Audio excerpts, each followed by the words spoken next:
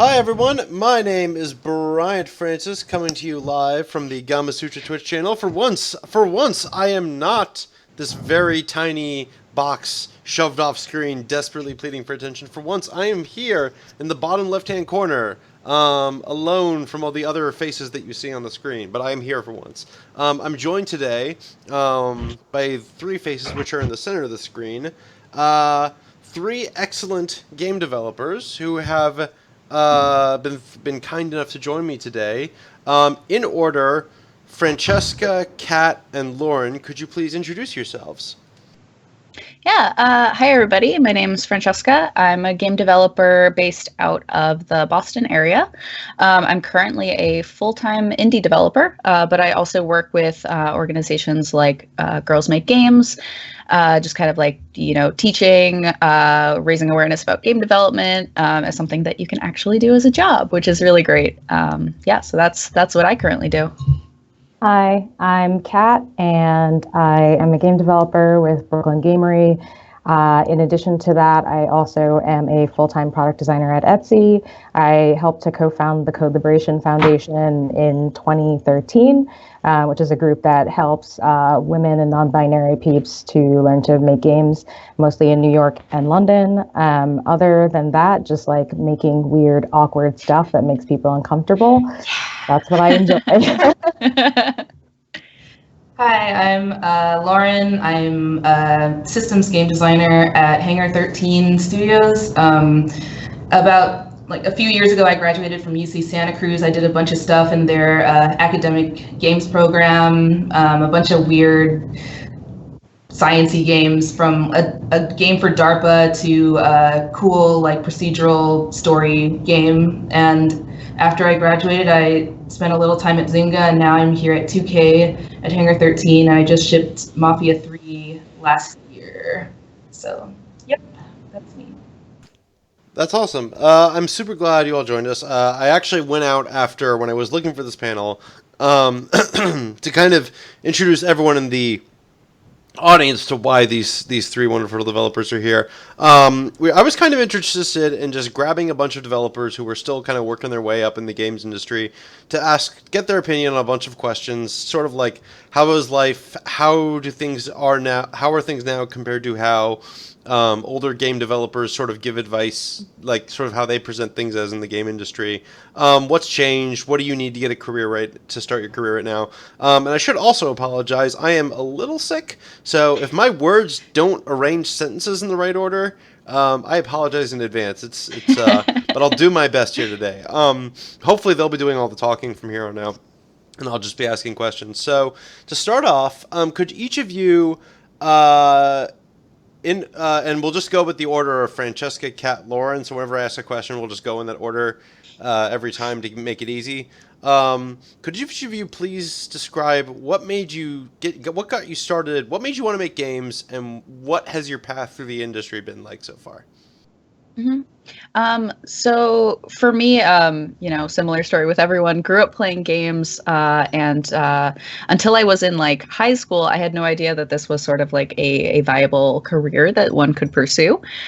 So I was actually looking to go into art and animation when I was looking for colleges to do, to find a program to go into. And I actually had a friend who was a year older than me who ended up going to a game development specific program out in Chicago.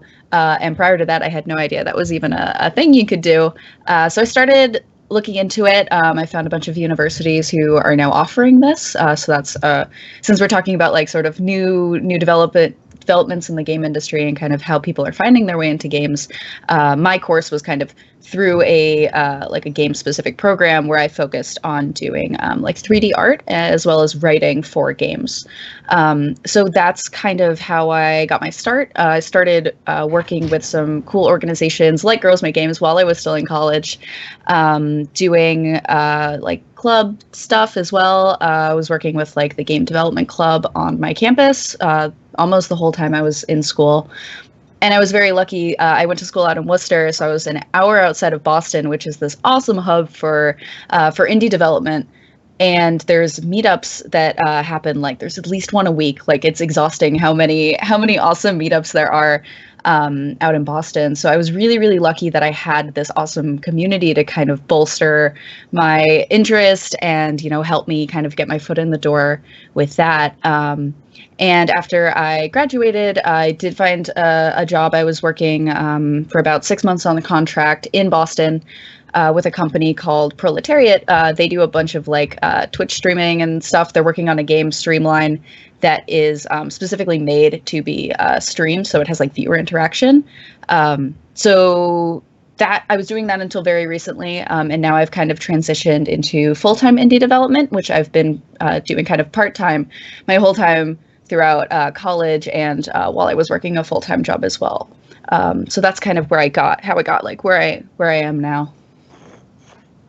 Awesome. So in terms of my path, similarly in terms of I played a lot of games as a child, and at some point I was very much okay, well, I like doing this thing. I like playing these games, and I have all these ideas for my own game. So at some point when I was maybe 12, I tried RPG Maker, had no idea what I was doing, and failed completely. And then when I was about 19, I met a bunch of other people at a nearby college who were super interested in making games. And I was going to a design school, but these were people who were going to a polytechnic school. And so we had engineers and different people like that. And some of them were actually making these games, but they were looking for someone to do art and design. So I started volunteering to help them. And then at some point, we all found out about game jams kind of at the same time. So I, again, started volunteering to actually be the artist at these mini events where we'd make a game in maybe 72 hours or so, 2 or 3 days. And after a couple of times of doing that, I started wanting to build my own things again once I knew how that worked. So I went from kind of playing games, being curious about games, and then finally being able to make them for myself. And since about maybe 2013 is when I actually joined Code Liberation and helped to found it. And during that time, that's where I learned how to actually program with C# and some other programming languages that are good for game development. I'd known JavaScript through web programming stuff, but I didn't really understand the logic behind how games are built. And as soon as I was Phoenix Perry explained the game loop to me regarding how games are actually built, something clicked in my brain. I was just whoa, that's the thing I was missing the whole time. And ever since that point, I've just been making lots of weird things. At this point, my specific focus is creating games that I want to see rather than particularly entering a company and designing for someone else. So that's kind of my personal decision and my path, which is why I do a lot of work with the tech industry as a product designer and a UX designer. So that's kind of my personal focus, is earning money through other jobs, kind of many people do in different ways, and then creating those artistic, strange games that sometimes make money and sometimes don't, but it's fine because I have a job. Yep. Nice, cool, awesome. Yeah, just to echo both of you, grew up playing games, played, Smash the Sims with my little sister. And so we were always big gamers, but I knew that game design was a thing you could do, but it was never I was a writer in high school, super artsy, angsty, whatever. And I tried, getting that as good as I could get it in high school and self-publishing some stuff. And I kind of realized, okay, this is maybe as far as I'm going to get with this. So going into college, I had no idea really what I wanted to do, tried out a bunch of different majors. And at some point, I kind of just fell into the game design program at UC Santa Cruz. It was actually, I just applied for a random job. I had no idea what it was based on the description. I had no idea it had anything to do with games. But it was oh, be a grader for this class. And I was okay. And it ended up being the senior level game design class. And they were just pretend that you're authoritative and it'll be fine. So, but through that, I met a lot of the professors and TAs and amazing students, and just got introduced to the program. And I just fell in love with it. It's so such awesome, talented people. And it's also very it's really good for growth. You know, they like really like experimentation is a big thing that they push forward, and so it was really cool to come up doing that. And I basically just kept begging all the professors, can you please put me on one of these grad projects, please, please, please. And eventually they were like, they probably just got tired of, they were like, okay, this summer, just go on this game. And it was prom week, this really cool, like, social AI game. And from there, I just kept, you know, getting myself onto academic projects, which I think was a big key for me. Just not so much, like I majored in computer science and economics, so I wasn't in the game design major proper, but I was always kind of orbiting around and, you know, learning stuff from the grad students I worked with, and also taking game design classes here and there. So by the time I got out, I was pretty well versed all around, and I did computer science and economics because I always knew I wanted to be more on the system side, less on the art side, even though it's all art. But yeah, and so when I got out, I got an internship at Zynga and then went full time there, and then I got laid off, and then I got my job here at Hangar 13, so as a junior designer, and it's great here. So, but definitely went hardcore in the academic route to get here. Nice. Sorry, I was trying to avoid doing that, and I did that. Oh God. Okay. Yeah. I really I like how varied these paths are, and but I also like that it's clear that like there's always, you know, sort of looking for that one moment where your interest gets to meet like the path. It seems to be pretty universal in all of them. My next question is, obviously all of you got to talk about sort of the people who helped you figure out how you could make games, how you could learn to make games. And how do you feel about a lot of the advice you've been given working through the industry? How do you feel about relating to developers sort of from generations past, and how they approach and view the game industry versus your own personal approach? We're diving right into the hard thinking questions here, so I apologize. If you need a moment to think, let me know. Yeah, and if anybody else wants to go first, please feel free. You got this. All right, but feel free to cut in as well. So yeah, I'll kick it off again. So as I said, so I'm based in Massachusetts, right outside of Boston, and I think Boston is I think one of the greatest places if you're doing like indie games or really sort of like weird creative things. Also, I've been down to like a few meetups down in like the New York area, and like everyone there is also very like creative, like community indie focused, and I absolutely love that. And that's been something that I think has really shaped me as a developer, and also just as a person. Because I'm not sure, like, if I had, done game development in a place that had a lot more like AAA studios, if I would still place this like huge importance on like community building, like people skills, different things like that, especially working on smaller projects. Like personal projects. We take them out to like demo nights in Boston all the time. We're extremely transparent with our development. And I was taught from very early on that like that's a good thing to share your work, get feedback as much as possible. My personal mantra is kind of like there's definitely someone else out there who knows how to do what you're doing better than you do.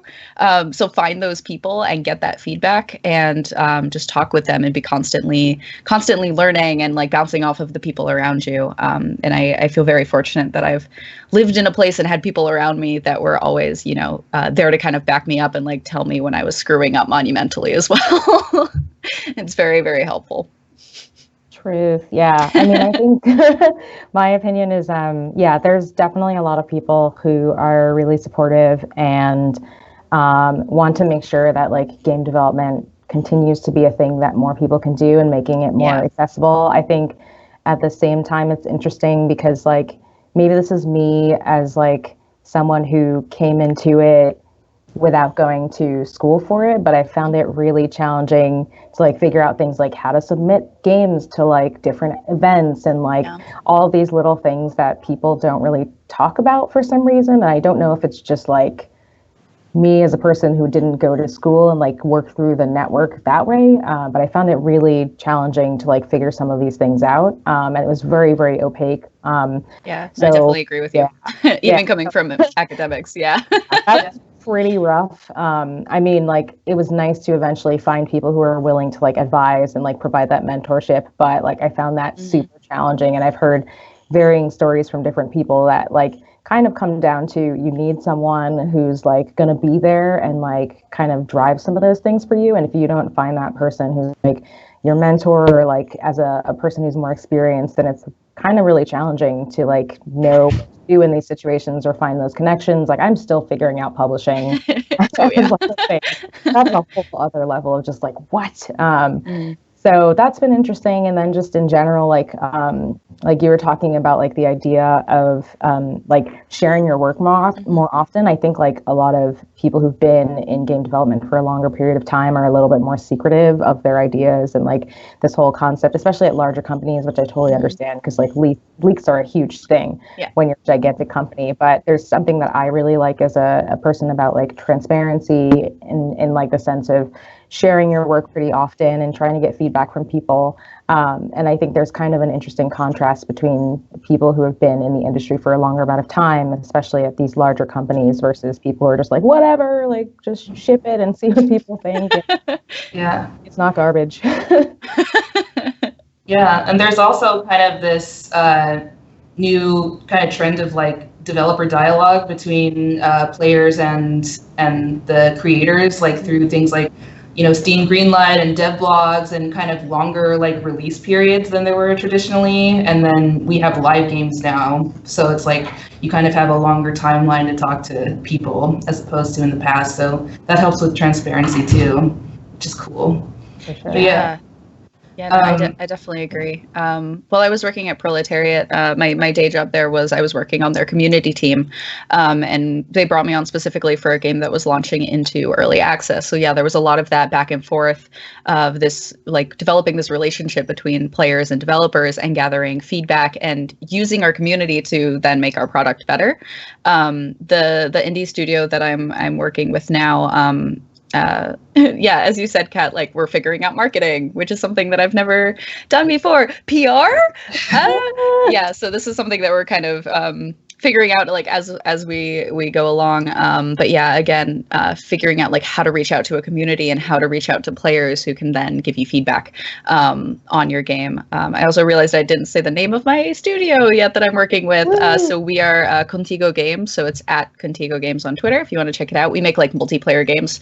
So it's very, very important that we're having like other like players who are not us testing the game so we can figure out how to improve it. So yeah, I definitely agree with you, Lauren.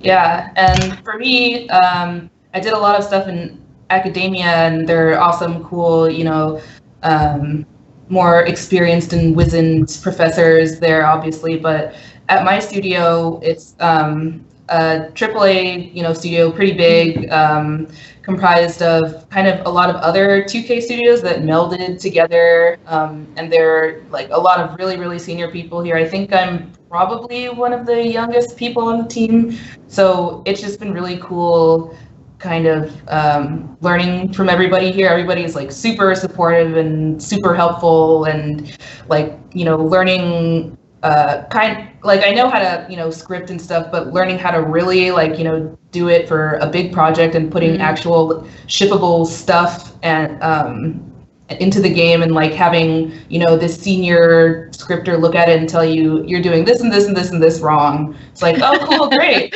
But that's good, because then it's like, now I know how to do all these things way better. So it's been cool kind of just working with the designers and scripters here.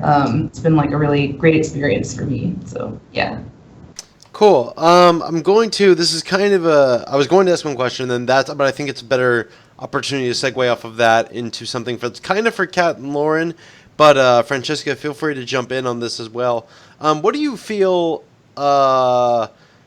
is the sort of the costs and trade-offs of getting to work at like bigger companies? Because Kat, you've gotten to work at some really cool tech startups. Lauren, you're at literally a AAA game developer. obviously you're like, we just heard something that's really awesome about that, but how do you sort of negotiate like getting to do all this really big work, but also like wanting to do this really small work? I don't know. Like I should just let you explain that instead of guessing. Well, like Kat said, it's cool to have a day job and then work on stuff at home. Hey. But it's also really hard and can be exhausting. I actually haven't mastered that balance yet. But yeah, that was the first thing I thought of. Totally. Yeah. I mean, I'm like over here, like doing the Etsy job stuff, the Brooklyn Gamery game stuff. And then we're also like organizing an event that's going to happen in like June. That's like a whole other time suck. And I think what I've learned is like, I've pretty much what I've done is tried to figure out like what are my personal limits in terms of like how much can I focus on at like any given time period. I also work really hard to make sure that I block time out. So for example, I go to work for a very specific amount of hours. When I feel like done, then I'm gonna go home and like maybe rest. And if I feel like I've given myself enough time to kind of rest and I can like slot in some time to like work on a game or like plan the event thing, then I really utilize my calendar very well. And I like block out as much time as I can. I even have like sleep labeled as like a 12 a.m. to 8 a.m. thing on my calendar every day. Nice. So yeah, what I try to do is I have like collaborators that I work on these projects with usually, but even if I don't, Google Calendar actually has like a really good goal setting feature now that you can use. So you can actually say, oh, I want to like work on this thing for like 3 times per week, and then it'll slot time in where it finds it appropriate. So it's really helpful if you keep your calendar very up to date, because then it can like find the appropriate spaces to propose these things, and it actually learns your schedule as you say you did something or skip something. So I found that really helpful for figuring out my own rhythm. And then honestly, like sometimes I'm just tired and I just don't do anything. I just lay down and like watch some new Netflix show or something, give myself time to recharge. And then when I feel like I can do it again, that's great. The other thing, last thing, sorry, I found it to be really great is like when you're working with other people, it's great to have like a sense of accountability because you have to show up because other people are there. I've also found it super useful when I want to do something. If I'm not doing something with anyone else, then like doing something with streaming, for example, can be really great because you have other people holding you accountable who are like, hey, you wanted to do the stream thing. Where are you? You haven't done it this week. Like I found that to be also really helpful, but I've been slacking because like prioritization of stuff happening. So again, eventually. Yeah, those are a lot of really good points. Like I'm a person who makes like Trello boards for myself, like to-do lists, just to kind of like figure out what exactly I need to get done. But yeah, I definitely agree with that. It's really hard to also like give yourself breaks sometimes, because I mean, we like if you're making a video game and you're making something creative you're super passionate about, you never want to stop, right? You never want to sleep, you never want to like do anything else. So it's like really important to just like give yourself like designated break time. And I also really liked what you said about like accountability. So especially while I was doing a day job and like indie stuff in the evening, we purposefully, like while I was working on 3D art, we like designed our art pipeline where we were bouncing around assets back and forth between the artists a lot. So having those like short deadlines that I was meeting and that people were expecting me to meet so that they could do their work really helps you kind of set the pace. But at the same time, like we have like specific days where we like don't do meetings and we like expect people to just like watch a movie or like hang out. Like we get together and we like play video games sometimes to just like de-stress and chill. And I think that is like so important to keeping up productivity and not burning out. Yeah. And as far as the trade-off working on something smaller versus something bigger, I don't necessarily think of those two things as being totally discrete, if that makes sense. Like if I'm working at this big studio right now, there are a ton of things I can learn here and, hone my skills and stuff that will eventually, be useful later down the line when I want to make something small or something by myself. But I usually, try not to spread myself too thin. I just throw myself into whatever I'm doing and just glean as much as possible from that experience, knowing that I'll apply it later. I don't have to do everything right now. So right now I'm doing this and tomorrow I'll do something else. Yeah, that's a super great point. Yeah. Yeah, I mean, I find it useful sometimes just like to still go to game jams just to like make something really quickly, because then like you're saying, Lauren, like you can pull in things from like those longer term projects into these small projects, and then vice versa. Like sometimes they're just really great for like refreshing your brain when you're like totally bogged down with the project you've been working on, or maybe you've had like a bad day at work or something. And sometimes it's really great to just focus on something completely different. Yeah. Just going to we're going to the segues keep being too good. I'm just going to quickly give a shout out to Mitch Former in chat, who I think is Mitchell, who's someone who hangs out here on the Twitch stream a lot. They were asking about balancing out professional and personal endeavors. We sort of just covered that, but Mitch, I just want to make sure we saw your question. So we just sort of covered that. I wanted to talk about all that time, all that stress, all that crunch. Because that's one of the words for what happens when you're working a long time and too many hours on something. There are a lot of developers who are far ahead of this generation's age. Like they come from generations before, who insist that crunch is part of this beautiful alchemy that makes games happen. And Who said that? there was that one blog that was going around from the ex Microsoft guy. I have some side stories about that I'll need to share off the call. But like I've also met people who are just kind of like I've met plenty of like sort of the more software-y, codery type of people who are sort of like, like getting ready for like the hard crunch this weekend or whatever, and I'm just like, oh my god, like that sounds hard. Like, how do you feel that this generation of game developers is responding to that? Because I do feel that because the game industry came out of the software industry, which had its own labor standards through the 80s and 90s, and now today it's changing as we speak right now, as it gets bigger and there's more spotlights on it. How do you sort of feel like our generation, your generation, it's weird to say our, like the R comes from, I'm in the same age group, but sort of views crunch and is still able to like keep up production quality without losing those hours, I guess?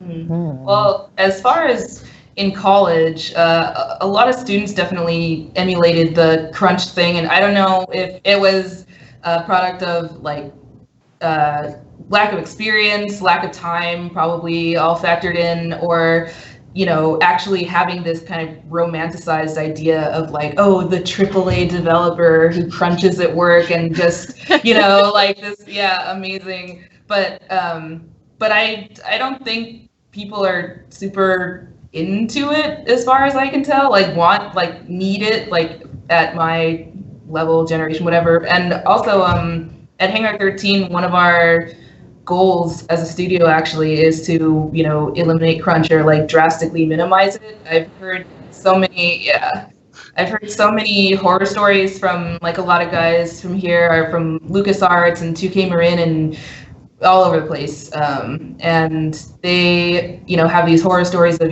months on end crunch and stuff like that. And we had a little bit during Mafia 3, but recently the studio leadership has definitely like doubled down on like, we want to make sure we have a healthy culture and we can get this stuff done like within this time. So even now there are big kind of old school-ish AAA studios that are trying to do away with, crunch as it has been. So it definitely doesn't have to be that big of, in the equation of making games. Yeah, I totally agree. Like, so my opinion, and maybe this is because I work in tech, but maybe it's also because I went to too many hackathons and game jams and like burned out. But like, it's just, if you require crunch, then that means there was poor planning somewhere at some point. It means that perhaps you didn't like double the estimate like most people do once they learn how timelines work and how people work and how finding out about project scope works. Or maybe like the scope grew for some reason or some other magical thing happened. But like, I just don't like think it's health. It's really not healthy. Basically, it hurts people long term, and so I'm very, very, very against crunch. Like in any case in time where I've set a deadline and then I find out like, oh, we can't meet that. That means that one, you either have to cut scope personally, in my opinion, or you need to figure out a long-term launch plan, or you need to just extend the initial launch date because I mean, burning out the people who are working for you is really not worth keeping those dates.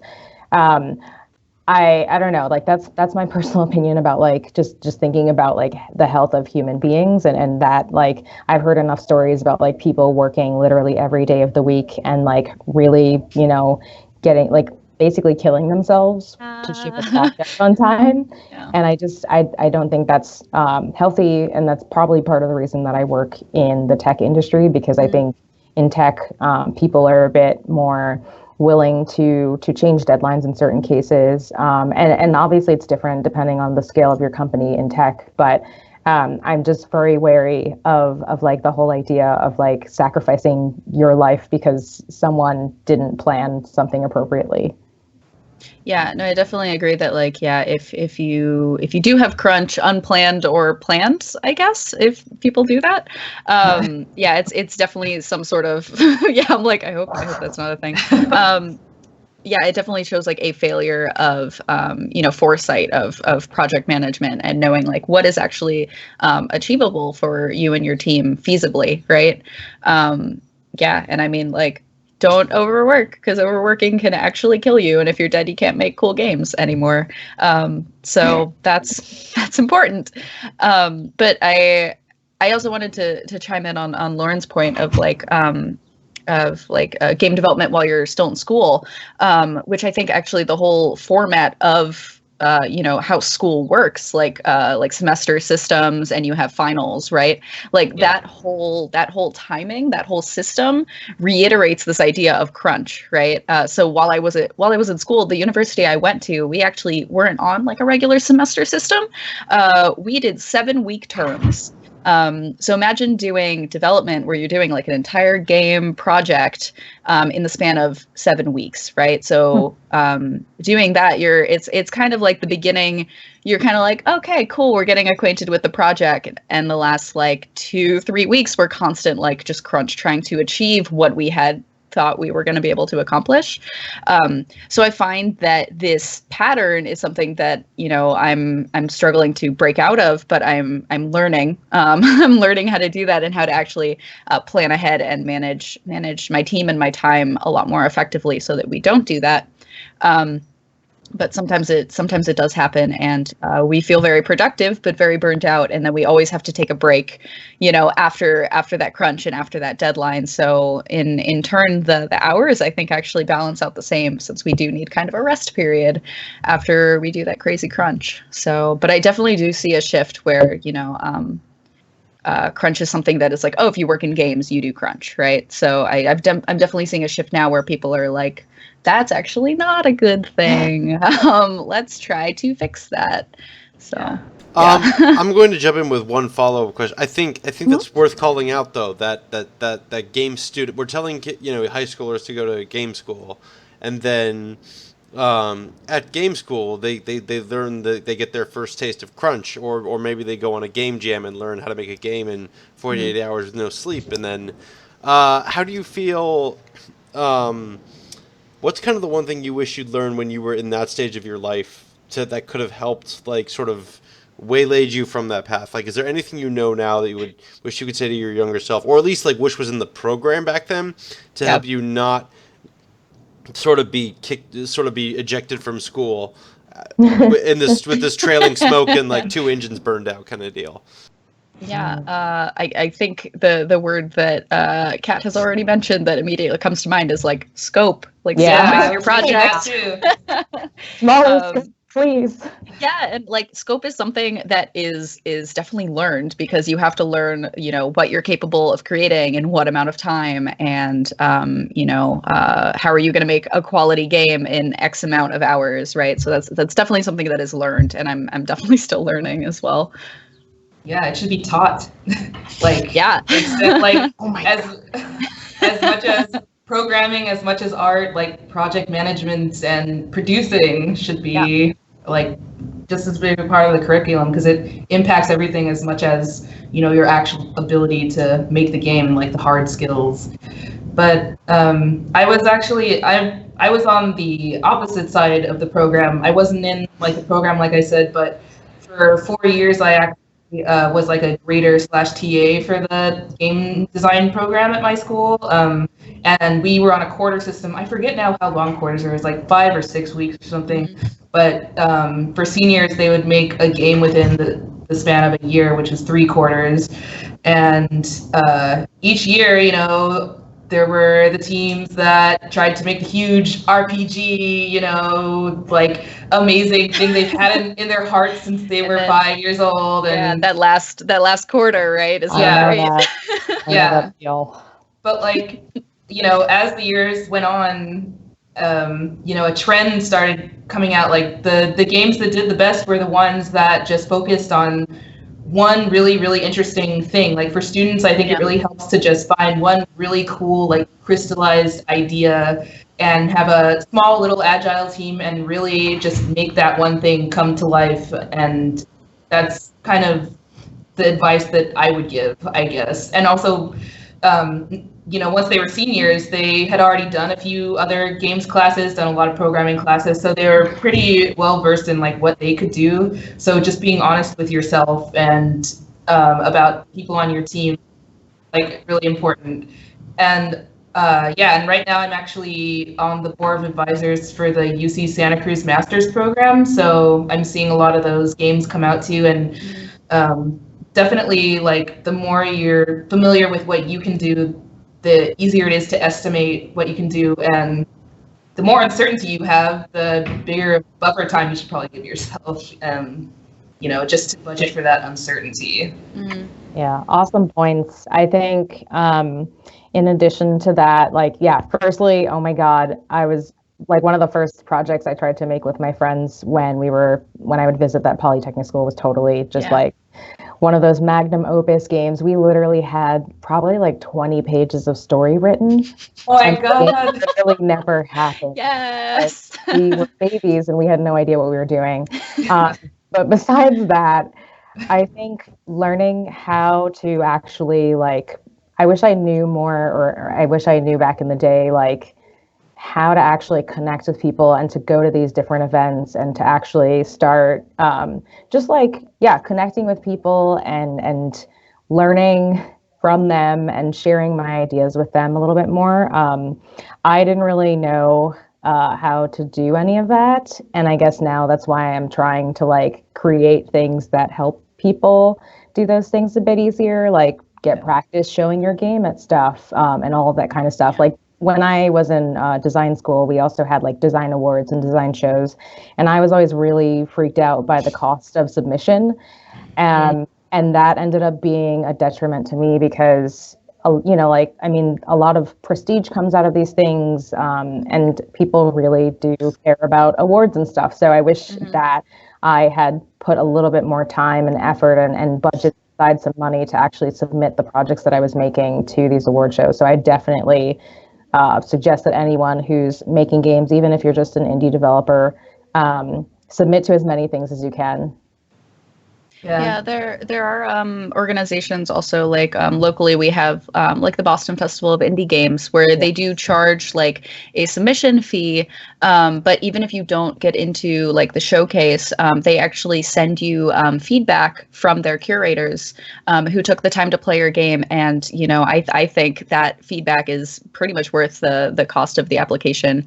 But again, while I was still in school and I knew my games weren't necessarily going to make a ton of money, that definitely was also very sort of off-putting, and I feel like I also delayed for a while. Awesome. I'm going to ask you, since you've started in the business, what has been the biggest change you've observed, each of you has observed over time? From sort of kind of when you started as I'm going to put the marker as when you were out of school and you were doing your first, it could be an internship, it could be a community thing, whatever it was that was sort of just past the academia threshold, like when you started being aware about this, and now that you're all professionals, what's the biggest change that's happened over that time period that you've witnessed? It's changed in the industry or ourselves or just... Feel free to go with either one. I feel like I'm the most, I think I'm the most recently out of school, so I'm going to let you guys kind of take this first. Yeah, it's been 3 years for me. So that's basically what's the difference between Zynga and Hangar 13, like that time span. Yeah, I think so. I don't know if it's a good or a bad thing. I mean, I think there's just like a change in the landscape right now in terms of like looking at community things. Like I think New York has been a really interesting like kind of like observation ground. I'm bad with words. But like just thinking about like when I started like poking my head into things in like 2012 or so, to now where we've got like the game center, for example, and like all of this like push to kind of like take the potential of these people who are like unsure of how to make money with games or create things that are like artistic but also earn money. So I think it's been interesting to be in New York, especially because I mean, living in New York is pretty rough unless you like find some source of income.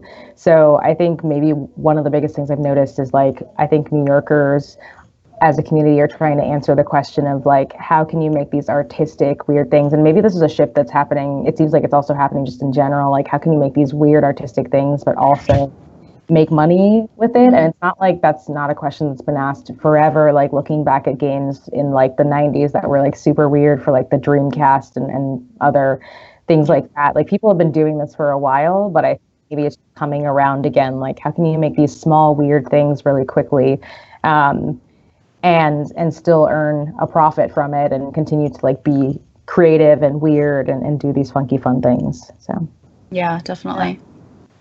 I'd say for me, the two most obvious things are VR, obviously, is like a thing now. Everyone's flocking to that. It's the new kind of gold rush. You can tell how I feel about it. But yeah, yeah, just kind of being on the outside of that and watching it grow and become some amorphous thing. And it hasn't really even taken shape yet. But that's been cool, I guess. And the second thing is kind of this idea of like AAA, like big indie. Like when I was leaving school, it was all about like everyone was so hyped about, oh my god, indie game the movie, oh it's so romantic. Yeah, I remember. Things, but people were just making small things. There were small studios. Indie meant indie, AAA meant AAA, and like there was this kind of division with exceptions, of course. But now we're because this idea of indie has been so romanticized, bigger groups of people are forming to create these indie games, but with like AAA sized budgets almost, with publishers, without varying, levels of marketing. And like the line has really been blurred, like since I left college, like what indie means. And it's almost, it's become this like thing, this kind of like, its own, like space in the industry. Yeah, for sure. Yeah, and I think also to build off of that, like the introduction of like people going towards like doing Kickstarter and stuff. So they are these like little indie studios, but suddenly they have these like massive budgets, right? If they do a successful Kickstarting campaign, and yeah, the thing I was going to say based off of that is kind of like the shift I've seen a lot is sort of in terms of community management, how players are interacting with developers directly. We have a lot more, we've got Twitter, which is a really great place for game developers to talk amongst themselves, but also for players to kind of get more involved in the process of developing a game. So kind of both learning sort of how this process works, but also, influencing developer decisions as you work on a game and are building your community. So I think, Kickstarter as well, like you're you're having people back this game, and then you're building it, usually in most cases. So having that sort of like player involvement, or sort of like player eyes on like what you're currently working on. Even on Twitch, we have like the creative and game developer Twitch channels that people are tuning into very, very frequently to kind of learn more about getting more involved. So that would be kind of the shift that I've seen, is like people who consider themselves like game players getting more interested and becoming more knowledgeable in the game development process itself, which in turn I think kind of changes how we go about making games. It's interesting, and almost to me, that one almost feels like I just watched this great extra credits episode about the hobbyist developer, which then reminds me of Kat's work, because it's kind of what she does as part of her bigger, broader work, and she doesn't do it full time. But sorry, that was a too far a segue. I'm going to wheel it over to another question. Nice. I would like to ask each of you in the order that we started out with.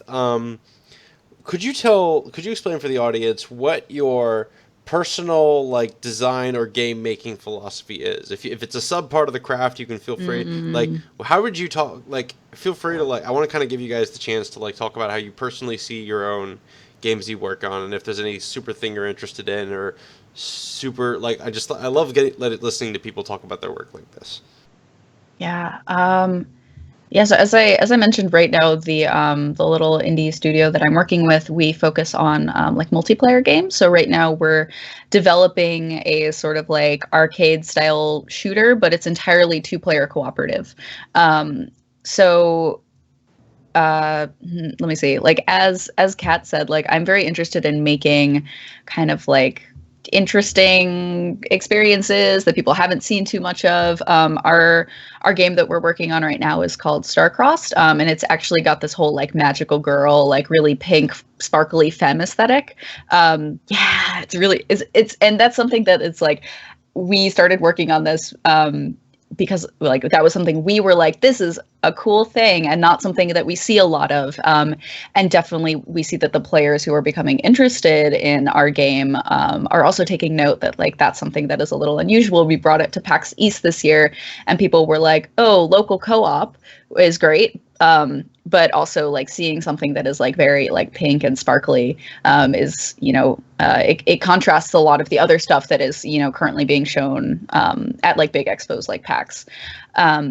Yeah, so definitely for my personal development, like I love making just like weird little experiences, things that I feel express myself, but also might reach out to communities or people who enjoy gaming, but maybe don't see themselves represented as much, or maybe they don't see as many games in the genre, or like specific little hobbies or interests that they have. And I feel that like those are the games I also go out and I try to consume and support as well, because people are making a lot of like very fun, weird things that are, telling stories of their lives or inspired by themselves. And I think as games become more and more accessible, we're seeing more of that, where people are using game creation as a way to express themselves, which previously, it wasn't as accessible. That wasn't possible. It was much easier to go to another, form of media like writing for self-expression. So I think it's very, very cool that people are coming into games and making like a lot of more personal weird things are great. So yeah, that's me. Preach. Yeah. So in terms of my personal way of thinking about the games that I make and Brooklyn Gamery makes, I think there's kind of 3 things that we try to do. Firstly, we try to put marginalized people at the forefront instead of to the side. So most of our games, like Prism Shell, which is the first one that we launched a while ago now, oh God, that game featured a woman of color, and she was piloting a ship that like fights aliens, and it's like it's a mobile experience. So like another one of the things that we focus on is like trying to create experiences that are like, like people haven't tried before. Like, for example, this game was like a shooter game where you had to like use your hand to kind of like aim things, and you tap around on these different nodes to move to different locations on the screen. So you're like sitting in a place, and then the only way you can actually move is by tapping these different areas to shift to them. So that was really fun, and an experiment with what you can do with user experience. And then, yeah, like, so yeah, in terms of like things like marginalized people, we really try to do that in terms of supporting and putting them at the forefront. We try to create interesting, weird experiences.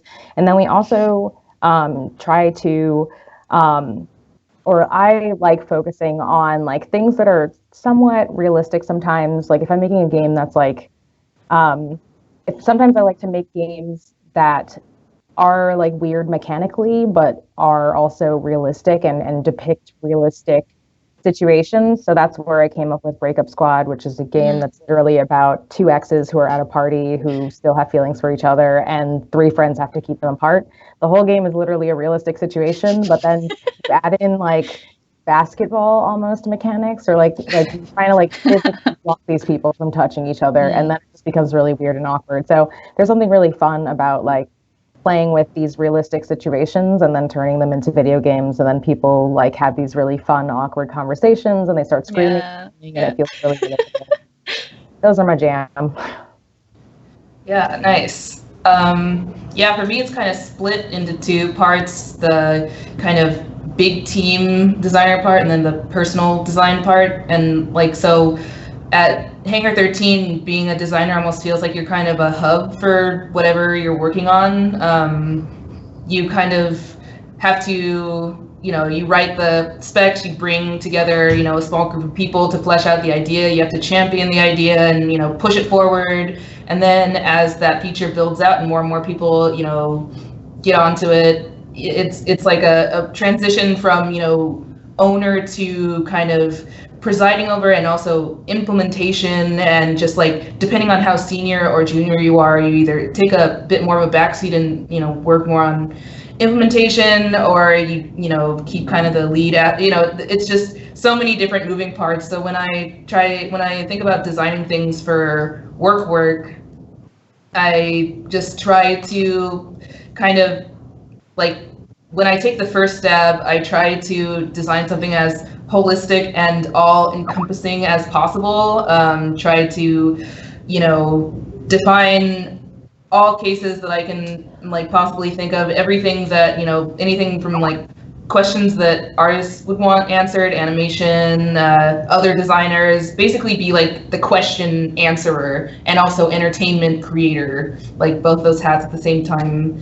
And then kind of as the feature goes from inception to finish, just massaging that the entire way and making sure it stays aligned with the original vision, but also allowing for wiggle room for it to change, as design often does. So yeah, that's work. And for personal stuff, I'm more interested in exploring like discrete ideas using systems.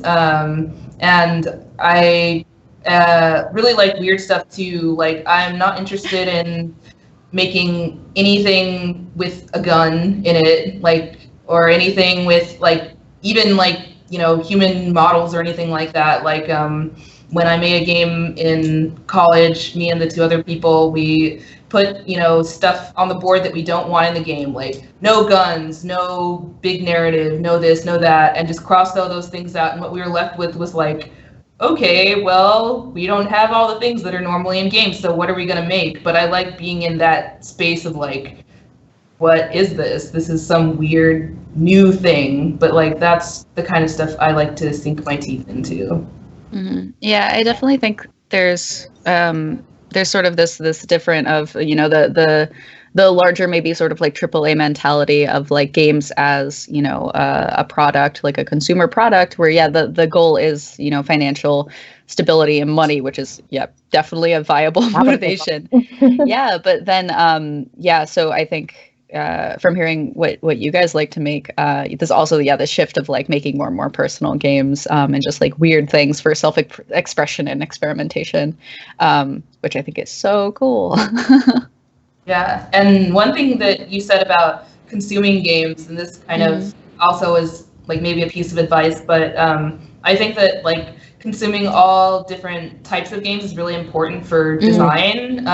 Like things that you would normally never think to play, and like across all genres. Because the way I kind of think about it is like if you wanted to be a great chef, but you have only ever eaten scrambled eggs, then you won't know how to make a cake. You won't know what it's supposed to, or what like great cakes have tasted like. So you're not gonna be able to make a new, different, cool cake that no one's ever eaten. If you if you do somehow manage to make a cake, it's gonna be like something that everyone else has already done. Yeah. So that's it's a great good to, yeah. So it's good to develop, the taste, like your taste in games is really important.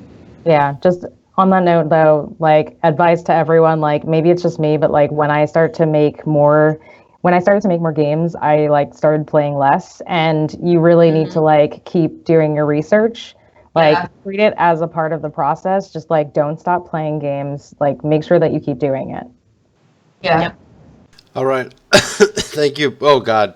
I was trying to avoid doing that. On that note, sweet. Thank you guys for jumping into the advice question so that I don't have to. We're about getting to the end of our hour here. Thank you so much, Francesca, Kat, and Lauren, for joining us. Thank you to everyone in the chat for showing up. We will be putting this video on Gamasutra.com. If you're just joining us towards the end and you want to see the earlier parts of it, we'll have it all up. And while you're here, if you're new to Gamasutra.com Switch channel, we'd appreciate it if you would click the follow button. Just scroll down. It's like right down there. Click the follow. Actually, I have not done that, so I will do that now. Sweet, I got a follower from one of my guests. Yeah, we love it when we have followers, because then we're gonna go live with more great developer interviews, to talk to other game devs about their game while we're playing them, or sometimes it's just getting groups of people around the fire to talk about the events that have taken place. That sounds like a great start to a video game. Yeah. Anyway, I'm Brian Francis. Francesca. This has been Francesca, Kat, and Lauren. Is there anywhere? Do you guys want to share your Twitter handles, websites, anything? Go ahead. This is your chance to self-promote. Awesome. So I am Francesca. My Twitter handle is Chesky, so it's CESCHIII. The studio I'm currently working with is Contigo Games. We're making a cool local cooperative multiplayer game about magical girls in space, so check it out, please. I also work with Girls Make Games, so on Twitter we're at Girls Make Games. We're currently, hiring staff for our summer camps that we do for middle school age girls. And also, if you know a young girl who is interested in learning about game development and developing those skills, please link them to our website and Twitter, and please let them know. And the other thing I do is I also do a podcast that is focused entirely around indie games. So every episode we spotlight an indie game and just kind of discuss it very in depth. And the Twitter for that is at Indie Complete. So those are the things I currently do. Please come find me. Yay. I am Kat Small, and my Twitter handle is Kat Small. It's CATTSMALL. It's the same as my website, which is catsmall.com. I'm literally almost everywhere at Kat Small.